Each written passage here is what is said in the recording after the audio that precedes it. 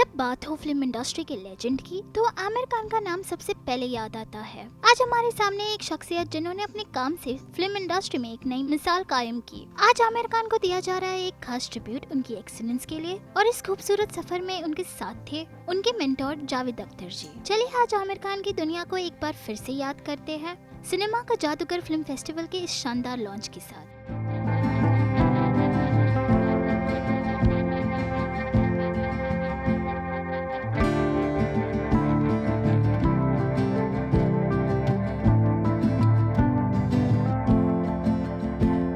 मैंने आमिर खान को सुनाई है and he has said yes. तो तुमने आमिर खान को सुनाई उसने यस कहा? वो तो भाई यस तो बोलता ही नहीं है वो आदमी। तो कहने नहीं मुझे तो कहा है। अच्छा भाई ठीक है बनाओ। बहुत ज़माने के बाद मुझे एक किस्सा इन्होंने सुनाया। कहने लगे जब मैंने अपने सेक्रेटरी को कहा था कि अगले 6 महीने मैं कोई स्क्रिप्ट नहीं सुनूंगा, मगर ये लड़का सेट पे आया, मैं शूटिंग कर रहा था, तो पहले तो इसकी सूरत फिर नाम मुझे समझ में आ गया कि आपका बेटा है। तो मैंने कहा मैं अभी 6 महीने सुन नहीं रहा हूँ, मैं फिर बाद में आना। अब मैं वेट कर रहा था कि आप मुझे फ़ोन करेंगे कि भाई वो मेरा बेटा है सुन लो। जब 10 दिन आपकी कॉल नहीं आई तो मुझे ऐसा यकीन हो गया कि इसने अपने बाप से बात नहीं की है। तो मुझे क्यूरियोसिटी हुई कि अगर बाप से बात नहीं की है, जो कि जानता है कि भाई आमिर खान से अच्छे रिलेशन है इसके, तो फिर लड़के में कुछ दम होगा, सुनता हूँ। और सुना, और जैसे ही वो स्क्रिप्ट ख़त्म हुई इन्होंने हाँ कह दिया। तो मतलब ये है कि अगर कहीं गलती से मैंने फ़ोन कर दिया होता तो बेचारे का करियर ही बर्बाद हो जाता। ये फिल्में बहुत कामयाब हुई, लेकिन मैं इन फिल्मों को दूसरी तरह से देखता हूँ। ये फिल्म आपके अलावा कोई नहीं करता। मसलन हमारे गहरे दोस्त हैं जिन्होंने लगान डायरेक्ट की, लिखी और डायरेक्ट की। उसके साथ आपने एक पहले पिक्चर की हुई थी बाजी, जो नहीं चली थी। जिसकी पिक्चर न चले उसको तो आदमी बार्च पोल से नहीं छूता है। ये अजीब बात है। मगर आपने उसकी फिल्म की, एक नया लड़का आपके पास आया और 3 हीरो की कहानी लेके आया, आपने उसकी फिल्म कर ली। लेकिन तुम्हें हिम्मत कैसे उस 3 हीरो की मेरे पास लेके आया? रिएक्शन तो ये होना चाहिए। इससे पहले ये जो थी रंग दे बसंती से पहले इस डायरेक्टर ने क्या बनाई थी, एक पिक्चर अमिताभ बच्चन के साथ बनाई थी, which was not a successful film, but you did his film. आपके जो सारे डायरेक्टर, उसके अलावा जो दूसरी पिक्चरें हैं, रंग दे बसंती के अलावा धूम हो, दंगल, दंगल कौन एक्टर करता? कोई हीरो जो अच्छा खासा कामयाब टॉप का हीरो है वो दंगल करता?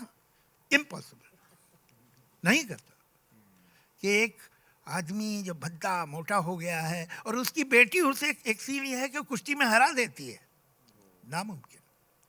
तो ये, और आपने ये फिल्में, इट इज़ वेरी ऑब्वियस कि डायरेक्टर्स के नाम, आमतौर से एक्टर्स उस फिल्म में काम नहीं करते हैं जिसमें वो कर रहे हैं, वो डायरेक्टर की हिट फिल्म में काम कर रहे होते हैं जो रिलीज हो चुकी है। आई थिंक लोग समझे नहीं आपने क्या कहा। नहीं मतलब अगर मेरी पिक्चर हिट हो गई, मैं डायरेक्टर हूँ, तो मेरी अगली पिक्चर में कोई भी काम कर लेगा। वो इसलिए करेगा कि वो पिक्चर हिट है। अरे भाई वो तो रिलीज हो चुकी है, अब ये तो कुछ और बन रहा है। मगर ये इस तरह से का, और अगर पिछली फेल हो गई है तो आप उनके पास बैनर भी ले जाइए तो भी नहीं करेंगे वो। ये एक आम बात है, हम रेपुटेशन पे जीते हैं। लास्ट फिल्म क्या थी इसकी? Your criteria is very obvious, is not the director and not the immediate success. So what is your criteria of signing a film? My criteria Javed साहब, एक्चुअली मैं 3 चीज़ें देखता हूँ, मतलब मोटी मोटी, but it's the answer is not that simple. तो मोटी में 3 चीज़ें जो मैं देखता हूँ वो एक है कहानी, स्क्रिप्ट, स्क्रीन प्ले, लिखाई, दूसरा है डायरेक्टर, और तीसरा है प्रोड्यूसर। तो इन तीनों में I am trying to see what is it, मतलब कहानी ऐसी हो जो मुझे पसंद आए, डायरेक्टर ऐसा हो जिसके काम पे मुझे भरोसा हो। तो आमतौर पे we see success, but I don't see the success, I see the ability of the person कि यार इसको काम आता है कि नहीं आता।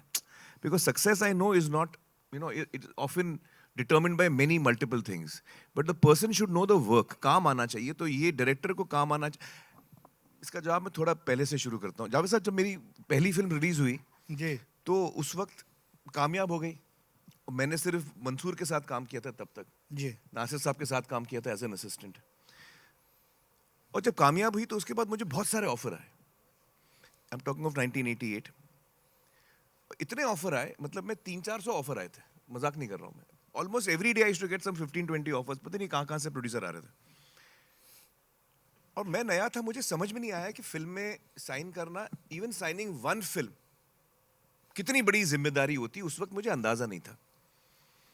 और उस वक्त दौर ये था कि हीरोज जो थे वो 30, 40, 50 फिल्में कर रहे थे एक साथ। आई don't know whether you remember, but Anil Kapoor had the least number of films. Film information में लिस्ट आती थी, how many actors have got how many films, तो ही हैड 33 फिल्म्स। तो आई थॉट 33 फिल्म्स, हाँ। तो अनिल कपूर? हाँ, अनिल कपूर साहब। Hardly working. मतलब that was a time, you know, when people had multiple films. So I ended up signing 9 or 10 films in the first offers that I got. अब इसमें 2-3 चीजें मुझे कहनी। एक तो जो डायरेक्टर्स जिनके साथ मुझे काम करना था ना, जावेद साहब, जो आप जिनका काम पसंद करते हैं, जो कामयाब भी हैं, सुभाष घाई, at that time they were the top directors, and I wanted to work with them, but none of them offered me a film. उनका ऑफर नहीं आया।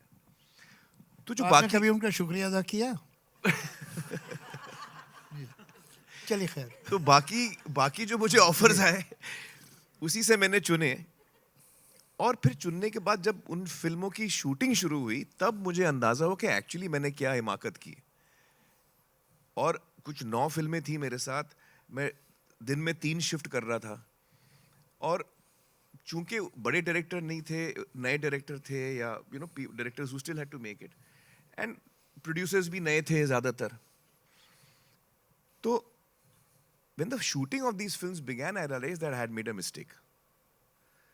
क्योंकि मैं खुश नहीं था जावेद साहब।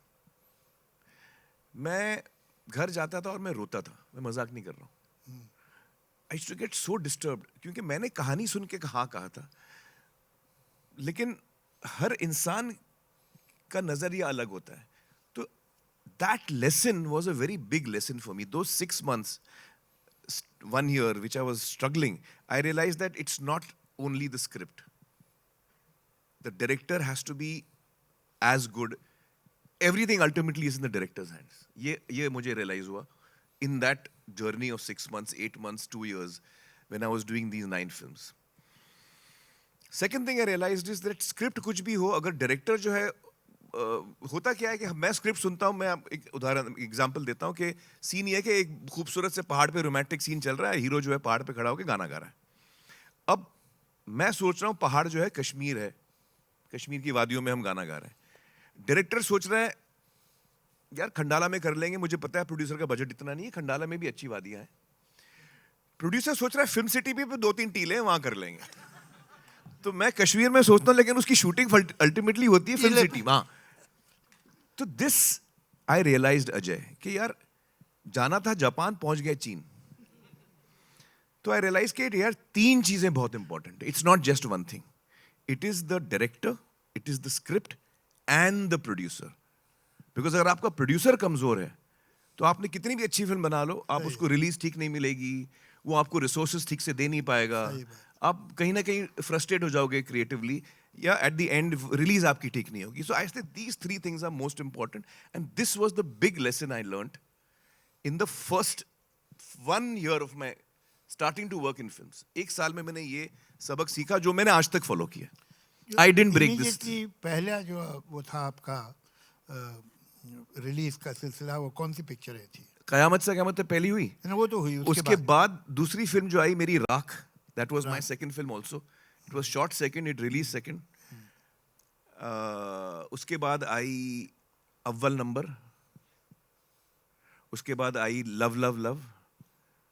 तो ये फिल्में नहीं चली, and my career was actually going down after that.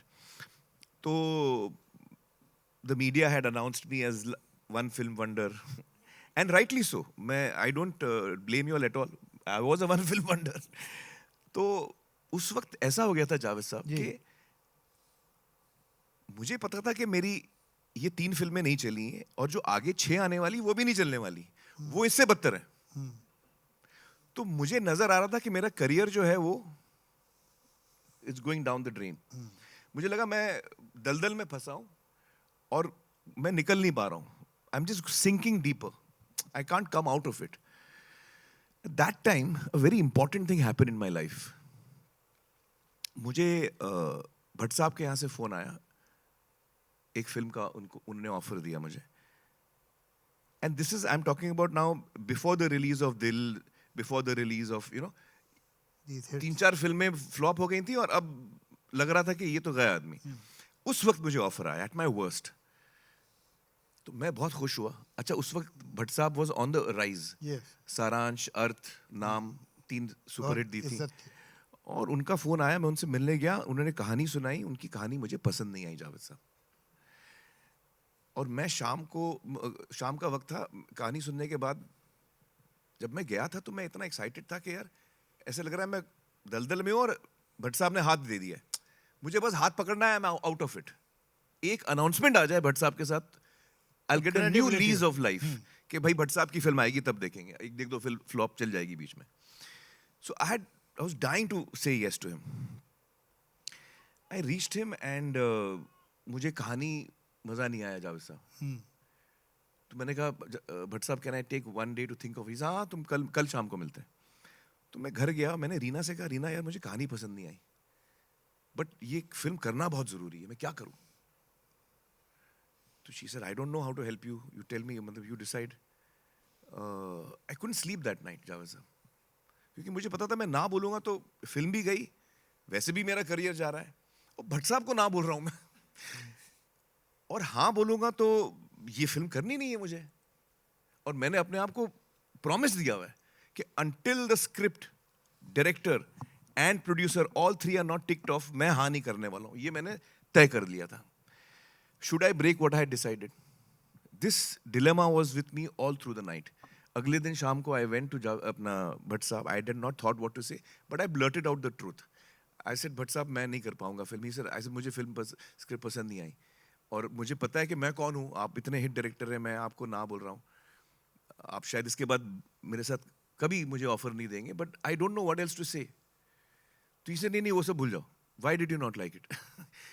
तो मुझे याद नहीं आ रहा है जो कुछ मेरे पॉइंट्स थे मैंने बताया. एंड अल्टीमेटली वो फिल्म नहीं हुई. बट जब उस शाम को मैं घर गया रात को, I realise that at my worst, when I needed it the most Javed sahab, I had the courage to say no and say कि नहीं मुझे ये नहीं करनी. और वो एक डिसीजन, मेरा जो एक्शन था of taking a positive step towards preserving my dream and not compromising with it, that is because उस दिन का दिन है. मतलब that's why I have behaved in this manner through out my career. अगर उस दिन मैं कॉम्प्रोमाइज कर लेता ना तो मेरा पूरा करियर एक सीरीज ऑफ कॉम्प्रोमाइज होते थे. I feel that it was a very turning point for me. Hats off to you. It was a turning point for me. बहुत अच्छी बात, बहुत बड़ी बात. And even then I didn't get an immediate relief. Then about 6 months later, then Bhatt Sahab again reached out to me and said कि यार हम दिल है के मानते नहीं करते हैं, which is a remake of It Happened One Night. वो बाद में हुआ. This was a separate incident. That gave me the confidence, and which is why I've always held on to this. आपका सवाल था, what do you look at? I look at script, I look at director, I look at producer. Wonderful. But above that, now there is another thing that is also my gut, which sometimes I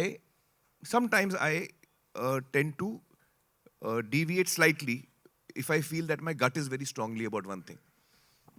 मैंने एक बार दिलीप साहब से पूछा था कि आपका इतना 50 साल से ऊपर का करियर है, कोई ऐसी फिल्में हैं जो आपने नहीं की और आपको अफसोस हुआ बाद में कि मैं कर लेता तो अच्छा था.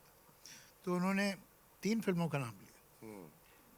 Baiju Bawra, it was offered to him but he didn't do it. Pyaasa न सिर्फ ये कि ऑफर की थी गुरुदत्त ने, जब वो 7 रील बन गई तो उसने फिर शो रखा यूसुफ साहब के लिए और कहा कि ये देख ली, ये पिक्चर आपकी है, मैं तो मजबूरी में कर रहा हूँ, आप अगर करें तो मैं रीशूट करूँगा पूरी पिक्चर. मगर उन्होंने कहा कि मैं अभी देवदास कर रहा हूँ की है और वो देवदास में भी यही ट्रायंगल है तो सिमिलरिटी बहुत है, तो इसका मुझे अफसोस है, मुझे कर लेता मैं. और एक थी लॉरेंस ऑफ अरेबिया जिसमें डेविड ली ने उन्हें उमर शरीफ का रोल ऑफर किया था. बट वो तो ठीक किया नहीं किया. नहीं, उमर शरीफ देखिए, उसके बाद अगली पिक्चर में आया डॉक्टर जिवागो। नहीं नहीं, मैं समझ रहा हूँ, बट लॉरेंस और अरेबिया में अच्छा तो यूसुफ साहब को लॉरेंस का ही रोल मिलना चाहिए था। नहीं, I mean as a fan I am feeling that. हाँ, मगर बहरहाल अब सीढ़ी पे कदम रखते हैं तो पहले ही जीने पे रखे ना। हाँ सही है, तो बात तो सही तो है। ऐसी कोई फिल्में हैं जो आपने इनकार कर दी और आपको अफसोस है? दिलीप कुमार को तो था। एक फिल्म थी डर, जो मैं कर रहा था, फिर मैंने नहीं की, but that was for other reasons, not for creative reasons. And even now I feel कि वो सही ही हुआ, बिकॉज आई थिंक दैट जो सुर यश जी पकड़ रहे थे फिल्म का, I think Shahrukh was shooting that सुर स्लाइटली बेटर। तो इन रेट्रोस्पेक्ट मुझे लगा वो मैं करता तो शायद कुछ और ही हो जाता, because I was looking at it differently. तो I don't really regret that, because I think वो फिल्म अच्छी बनी है और वो कामयाब भी हुई है, and I don't think I would have played उस सुर में। मैं नहीं खेलने वाला था अच्छा, जो I think Yash ji would have probably wanted, you know. और कौन सी फिल्म है? एक ही तो फिल्म है जो मैं करने वाला था, नहीं की। आप लोगों को याद आ रहा है?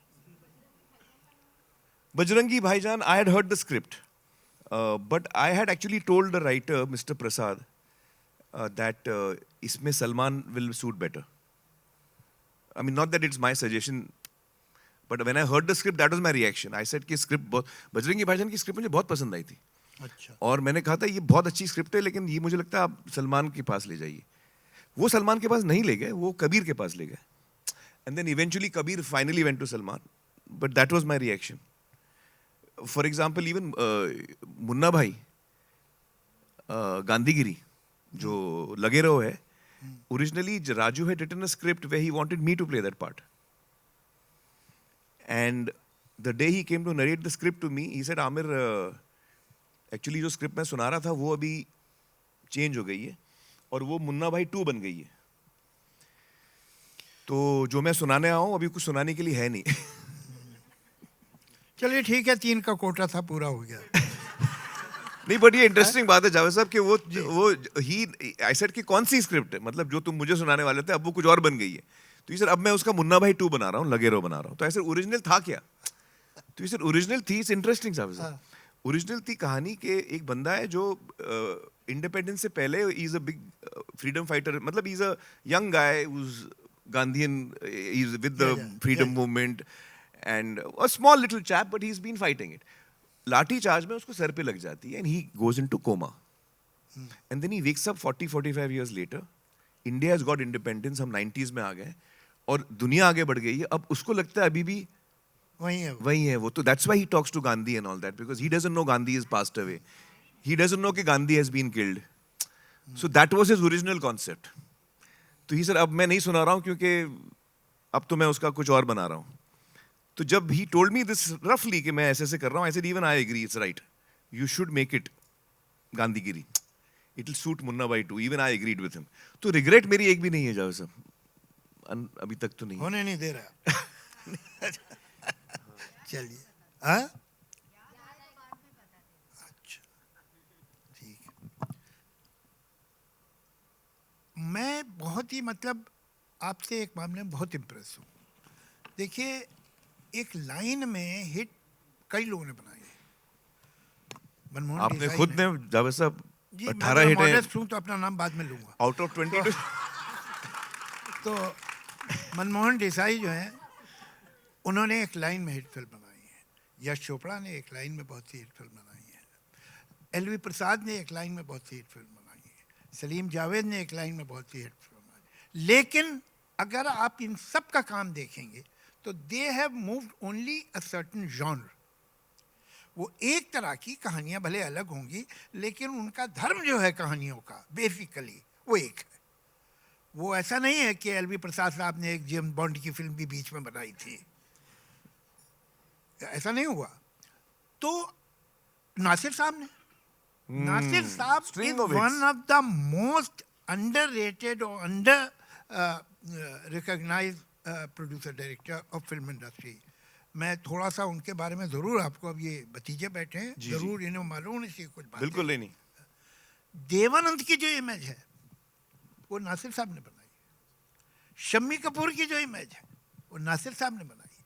ये लोग ऐसे नहीं थे ये देवानंद बने हैं नासिर साहब की फिल्मों से। 2 पिक्चरें जो उन्होंने लिखी, मुनीम जी और मुनीम जी एंड पेइंग गेस्ट, हाँ पेइंग गेस्ट, और उसके बाद जो डायरेक्ट की फिर वही दिल फिर आया। वो, ये इमेज जो है पूरी देवानंद की। देवानंद तो एक बहुत वेजिटेरियन से एक्टर थे भाई। एक पिक्चर थी, उसका नाम मैं भूल रहा हूँ, जिसमें 2 दोस्त थे, एक प्लेबॉय था और एक गांधीयन था। प्लेबॉय का रोल किया था मनमोहन कृष्ण ने और गांधीयन थे Dev Anand. It's a fact. Wow. उसमें एक गाना था, आप उसको ट्रेस कर लिए मिल जाएगा। हाँ। तो ये जो प्लेबॉय थे मनमोहन कृष्ण, वो एक गाना गाते थे, जिंदगी है यो यो और देवानंद कुर्ता पजामा पहने खड़े देख रहे। तो इनकी ये जो Shammi Kapoor, he had mustache, mustache. मांग बीच में से उनके पार्टिंग थी, जो फिर वही दिल लाया हूँ जो तुमसा नहीं देखा was, तुमसा नहीं देखा, शम्मी कपूर। चेंज कर दिया। हाँ। ये जो पूरा इस तरह की romantic, full of youthfulness, Babli film, जो कि आज तक लोग कोशिश करते हैं उस एलिमेंट Energy को लाने की, हाँ। Energy, it was invented by him. या इससे पहले थी ही नहीं। आप before Nasir Hussain as a writer and director, आप मुझे एक फिल्म नहीं बता सकते जो इस type, I agree. Charming hero, humour, music, romance. Flirt और विटी, ये सब था ही नहीं। देव मगर का देव साहब के साथ वाज नॉट फिर भी दिल आया, देव साहब का वाज जब प्यार किसी से होता है। जब प्यार के थे तो पहली पिक्चर थी। इसका कोई रिकॉग्निशन नहीं हुआ जितना होना चाहिए था। बहरहाल हम वापस आते हैं आज भतीजे पे। तो ये जो है आपका कमाल, ये है कि आपने अनकन्वेंशनल फील्ड्स में गए। व्हाट मेड यू फील के लगान, मैंने बहुत मना किया था इनको लगान बनाने को, पूरी कोशिश की थी कि मान जाए। एक दिन मैं फ़ोन किया, मैं भाई बहुत प्रॉब्लम है, मैं आपसे मिलना चाह रहा हूँ। तो ये और इनकी बेगम साहब दोनों आए। मैं भाई क्या कर रहे हैं आप, मुझे क्या है, मैं गाने लिख दूँगा, मगर आपसे मेरे दिल में एक मोहब्बत है इसलिए कह रहा हूँ मैं। आपने लिस्ट बनाई है कि क्या क्या गलत है, उस पे बेस करके आपने अपनी स्क्रिप्ट लिखी है। लोग कहते हैं गांव का हीरो नहीं चलता, आपने गांव। लोग कहते हैं धोती पहने हीरो तो बिल्कुल ही नहीं चलता, आप धोती पहने घूम रहे हैं। लोग कहते हैं कि पीरियड फिल्म अब कोई नहीं देखना चाहता, आप पीरियड फिल्म बनाए। लोग कहते हैं cricket is a very slow game, आपने क्रिकेट के ऊपर पिक्चर बनाई है। आपकी जो गानों की सिचुएशन है, अभी पानी बरसेगा, अरे नहीं बरसा, अरे शायद अब बरस जाएगा, अरे सुनो पानी नहीं बरसा, सिर्फ ये गाने हैं। तो मैं कितनी बार लिखूंगा यार, ये क्या कर रहे हैं आप। तो इन्होंने, इन पे कोई असर नहीं हुआ, नहीं जाए साहब बहुत अच्छी बनेगी, आप फिक्र मत कीजिए वो। तो मैं तो तय कर लिया कि ये पिक्चर तो जल्दी चलानी है नहीं, अपना काम मेहनत से करो भैया, बाकी छोड़ो इन पे। But when I saw the first cut, I was, मतलब it was like a mule kick on my face. क्या फिल्म बनी थी। तो ये कन्विक्शन अनकन्वेंशनल, या तारे ज़मीन पर लोग नहीं बनाते, झंझट है भाई। दंगल लोग नहीं बनाते। अच्छा, फिर एक पिक्चर वो अपना रंग दे बसंती, रंग दे बसंती में हिंदुस्तान का टॉप हीरो कोने में बैठा हुआ है और एक दूसरा एक्टर क्लाइमेक्स करा रहा है, कौन मानता ये सब कैसे किया भाई आपने। आई डोंट नो एक्चुअली जावेद साहब, मैं आई फील कि जो फिल्म के लिए सही होता है ना वो करना चाहिए। तो जब मेरा जो जो जो एक्चुअली मेरी ट्रेनिंग है, मैं बताऊं जावेद साहब, actually it comes from there. I am essentially an actor. Direct तो मैंने सिर्फ एक फिल्म की है, प्रोड्यूस भी कई की, but essentially I am an actor. But my mind is not of an actor. जब मैं कहानी सुनता हूं तो usually actors try and listen from the point of view कि मेरा रोल कैसा है, मैं इसमें कैसे लगूंगा, मेरे क्या क्या मोमेंट्स हैं फिल्म के अंदर। मुझे याद है एक स्क्रिप्ट नरेशन में मैं बैठा था, तो there was an actress who was hearing the script. At the end of the script she said, अरे इसमें तो मेरी एक ही कॉस्ट्यूम चेंज है। तो I was shocked. I said, इसने कहानी सुन के कॉस्ट्यूम चेंजेस कैसे कैलकुलेट कर लिए यार, मैंने तो सोचा ही नहीं एक ही कॉस्ट्यूम है इसका। बट उसने फिगर आउट कर लिया था कि यार इसमें मेरा एक ही कॉस्ट्यूम है। तो आई सेड, तो मेरा माइंड एज एन एक्टर चलता नहीं कि इसमें कितने कॉस्ट्यूम है, कितने एक्शन सीन है। So when I like the script, then whatever is right for the script has to be done. Whether it is for me against me, it doesn't matter. जो कहानी और फिल्म के लिए सही है वो होना जरूरी है, उसको मैं फॉलो करता हूँ. तो मेरे लिए अच्छा, it's also because I grow up in a household of film making. Nasir साहब, ताहिर साहब, अपना अब्बा जान, तो उनकी, because they were not actors, they were always for the film. So I have sat through so many. मुझे कहानियां सुनने का बहुत शौक था जावेद साहब. तो घर पे जब अब्बाजान को कोई कहानी सुनाने आता था, आइडिया, प्लॉट, कभी कभी पूरी 3 घंटे की विद डायलॉग्स, नरेशन, तो मैं कोने में बैठ के सुनता था. ये है फ्रॉम द एज ऑफ 5 और 6, मुझे याद है मैं सुनता था. और क्योंकि नसीम भी जो हमारी कुक थी वो भी शेख चिल्ली की कहानियां सुनाती थी रात को. हवा महल प्रोग्राम आता था रेडियो पे, तो हम, मुझे कहानियों का बहुत शौक था. तो अब्बाजान को जब कहानी सुनाने आते तो मैं कोने में बैठ के सुनता था. फिर कुछ वक्त के बाद अब्बाजान को रियलाइज हुआ कि ये पर्दे के पीछे बैठ के कहानी सुन रहे, तो उन्होंने, तुम आगे आके सुनो. तो आई देन सिट ऑफिशियली, हॉल में बैठ के सुनता था मैं. और सारे डिस्कशंस मैंने सुने हुए हैं सारे राइटरों के. Mirza brothers used to come and narrate. Ismail Shroff had directed a lot of films at that time. He used to, हाँ. तो मुझे याद है कि that was the way I was absorbing about filmmaking, hearing the discussions, sometimes agreeing with what they were saying, many times not agreeing with what they were saying. But because I was so small, I didn't have the courage to say against them. फिर उसके बाद अब्बा जान ने फिर बीच बीच में थोड़ी देर के बाद उन्होंने पूछना शुरू किया, तुमको क्या लगता है भाई? He used to ask me. Then after 2-3 years, when I was 8 or 9, I remember once अम्मी coming and telling me कि भाई वो अब्बाजान ने कहा है कि वो थर्सडे को तुम घर पे रहना, वो कहानी सुनाने आ रहे कोई. So then I realized my father wants me to sit there. That was a big promotion for me. I said, अच्छा, he wants to know what I feel. So slowly, so from the age of 5 till the age of 15, 16, हर वो कहानी जो अब्बाजान ने सुनी है वो मैंने सुनी. And I did not know that time कि वो मेरा training period है. So maybe that is the thing. I don't know what it is. It must be. क्या So होता my है आपके- vision is not towards, I don't look at it from an actor's point of view. I always look at it from a writer or a filmmaker's point of view. बहुत अच्छी बात. और ये एक process osmosis का होता है. ये नहीं कि आपके चचा या आपके वालिद ने बैठ के आपको सिखाया कि ये करो वो करो.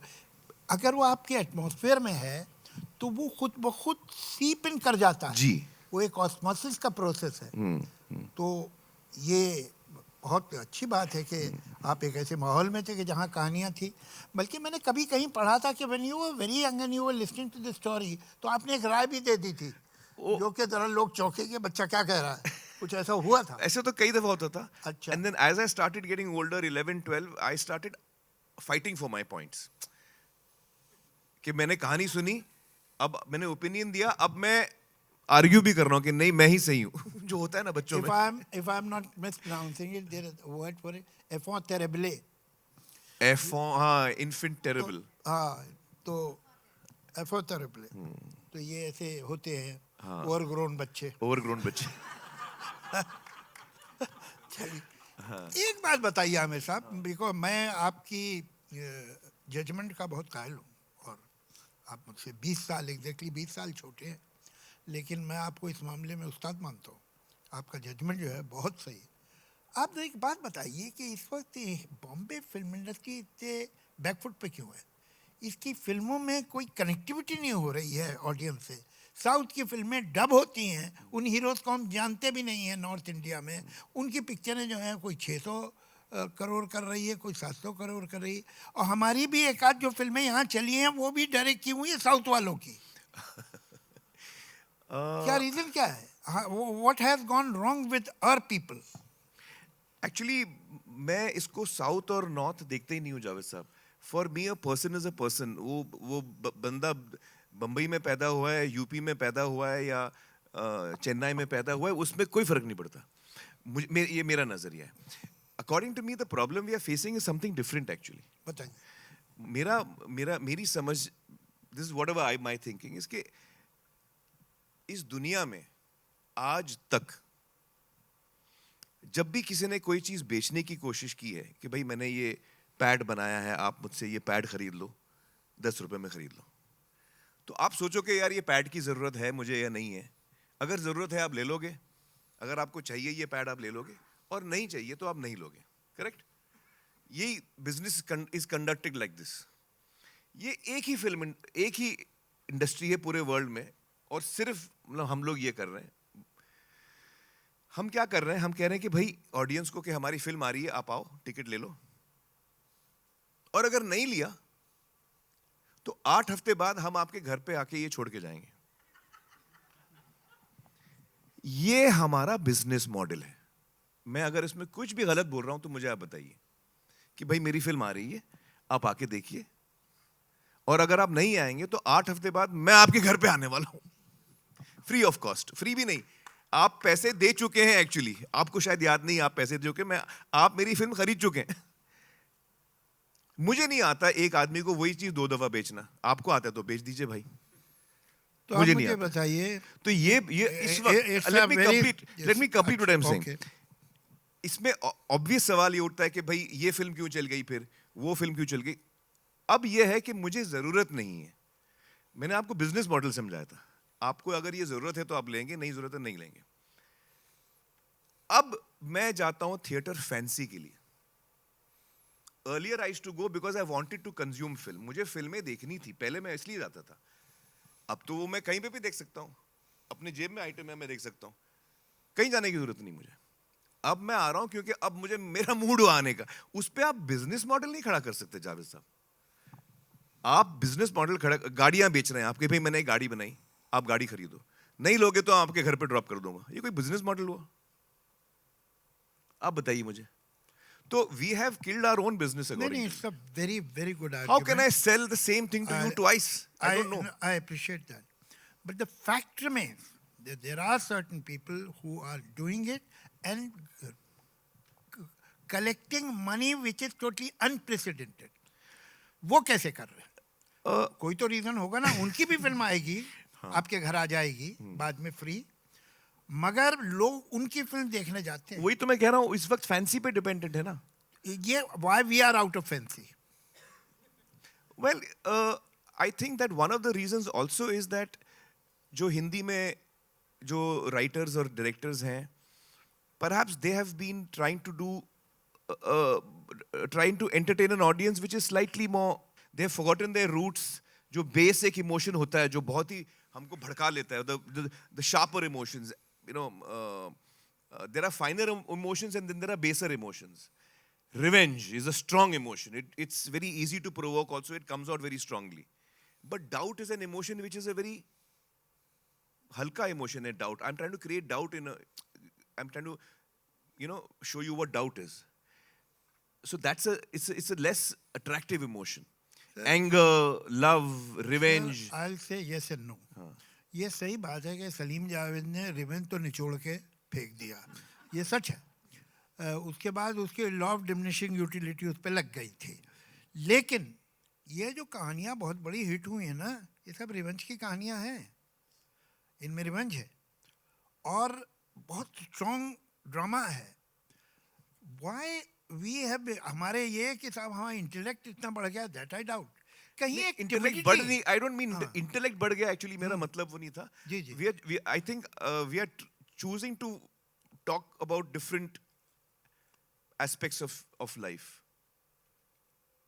We are not sticking to the more broader strokes. So it's a mistake.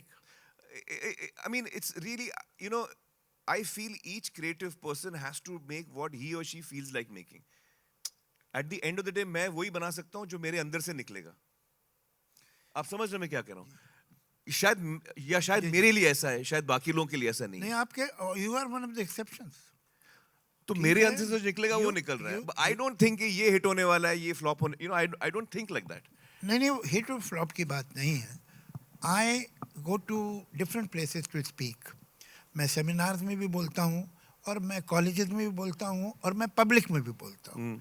वो बात मुझे वही कहनी है, लेकिन the language I use in seminar will not use in a college, and the language which I use in the college will not, I will not use that language to 10,000, 15,000 people. Correct. तो बात आप सही कहिए, बुरी बात मत कहिए, लेकिन उसका जो कहने का अंदाज है, जो कम्युनिकेशन है, and not that they are making पाथर Panchli, let's be honest, they are trying desperately to connect, but they are falling flat on their faces. Where are they going wrong? And you are the best judge because you are still connected. Maybe एक आध आपकी picture उतनी नहीं appreciate हुई होगी, but now I'm again working with you in Lahore, and I can see how well connected you are and how earthily you can think. तो आपको मैं एक एक्सेप्शन कहूँगा, और ये जो है don't be kind to others. आप सोचिए कि गड़बड़ क्या है.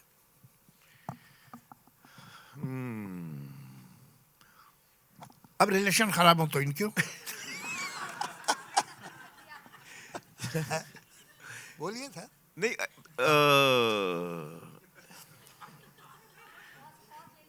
नहीं आई थिंक थोड़ा बहुत I think Ajay is to blame for this. नहीं एक मैं कहूँगा जब मल्टीप्लेक्सेस नए नए आए थे ना अजय, तो उस वक्त एक फिल्म इंडस्ट्री में ये भी था कि ऑडियंस थोड़ा चेंज हो रही है, मल्टीप्लेक्स की ऑडियंस थोड़ी अलग होती है. And if I remember correctly 2005 में यू हैड स्टार्टेड और 97 यू स्टार्टेड, बट 2005 में काफ़ी मतलब एक चेंज आया था. आई थिंक रंग दे बसंती के टाइम पे हम मिले भी थे. So it had started growing very strongly, and then you know there was a certain genre of films that were being made which were called multiplex films. You remember Kamal कि यार ये फिल्में multiplexes में चलती हैं, multiplexes में चलती हैं, ये मल्टीप्लेक्स फिल्म है, ये सिंगल स्क्रीन फिल्म है. It almost became a difference कि मल्टीप्लेक्स फिल्म अलग होती है और सिंगल स्क्रीन फिल्म अलग होती है. तो ये एक तरह से उसी का एक्सटेंशन है जावेद साहब, कि जो हम साउथ की फिल्में देखते हैं जो बहुत सुपरहिट होती हैं, they are what we typically used to call single screen films. You know, very mass, very hard hitting, very broad strokes, and I think maybe the Hindi filmmakers tried to go more towards multiplex films, but the fact is, I never thought like this. I'm just trying to answer it in the best way I know. I never thought multiplex, and because मेरे लिए दंगल क्या है, दंगल multiplex भी है और मास भी है, उसमें कोई आप फर्क ही नहीं कर सकते. What is Lagan? It's you know, you're rooted right there. यानी it is possible to have a language which will be understood by different sections of society. Of course, definitely, I believe. And this is what most of the filmmakers are not able to achieve. But it's okay. It's, you know, I think everything is a bit of a cycle. You know, you learn, you make mistakes. एक दौर आता है जब आप कुछ करते हैं, then you start realizing, and then you course correct. You know, everyone course corrects, except me.